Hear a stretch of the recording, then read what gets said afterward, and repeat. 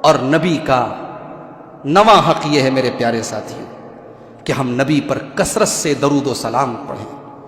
یا ایھا الذین آمنوا صلوا علیہ وسلموا تسلیما، اے ایمان والو نبی پر صلاۃ و سلام پڑھا کرو، درود و سلام پڑھا کرو.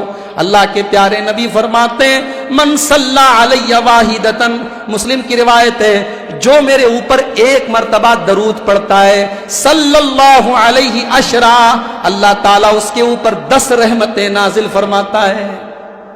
نبی پر درود پڑھا کرو، اور جب بھی نبی کا نام آئے تو کم سے کم صلی اللہ علیہ وسلم تو ضرور کہا کرو.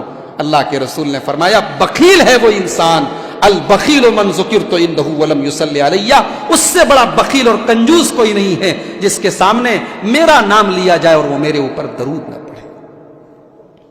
جب دعا کیا کرو، جب بھی دعا کے لیے ہاتھ اٹھایا کرو تو کثرت سے اپنی دعا کے اندر بھی نبی پر درود پڑھا کرو.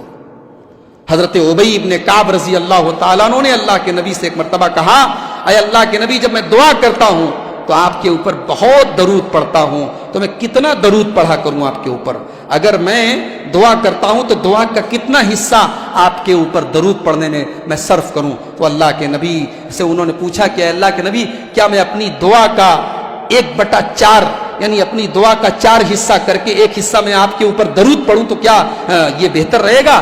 اللہ کے نبی نے فرمایا کہ اگر اس سے زیادہ پڑھو تو اور اچھی بات ہے. انہوں نے کہا کہ اے اللہ کے نبی، اگر میں اپنی دعا کا 1/2 کر دوں، اگر 1/3 کر دوں، 3 حصے کر دوں اور 1/3 حصہ میں درود میں گزار دوں، نبی نے فرمایا اگر اس سے بھی زیادہ کرو تو اور اچھی بات ہے. ابی بن کعب نے کہا اللہ کے نبی، اگر میں دعا کے 2 حصے کر دوں، آدھے حصے میں اپنی دعا کروں اور آدھے حصے میں درود پڑھوں، نبی نے فرمایا اس سے بھی زیادہ کرو تو اور اچھی بات ہے. ابی بن کعب نے فرمایا اے اللہ کے نبی، آج کے بعد میں جب بھی دعا کے لیے ہاتھ اٹھاؤں گا آپ کے اوپر درود پڑھوں گا، پوری دعا میں آپ کے اوپر درود پڑھوں گا. اللہ کے نبی نے فرمایا اذن تکفی ہمک ویغفر ذنبک، اے ابی بن کعب اگر ایسا تم کرو گے، جب بھی دعا کے لیے ہاتھ اٹھاؤ گے اور میرے اوپر درود پڑھو گے تو تمہارے سارے غم دور ہو جائیں گے اور تمہارے گناہ معاف ہو جائیں گے. یہ ترمذی کی صحیح روایت ہے. کیا پتا چلا کہ نبی پر کثرت سے درود و سلام پڑھا جائے. میرے پیارے ساتھیوں، خاص طور سے جمعہ کے دن اللہ کے نبی کی حدیث ہے کثرت سے نبی پر درود و سلام پڑھا جائے.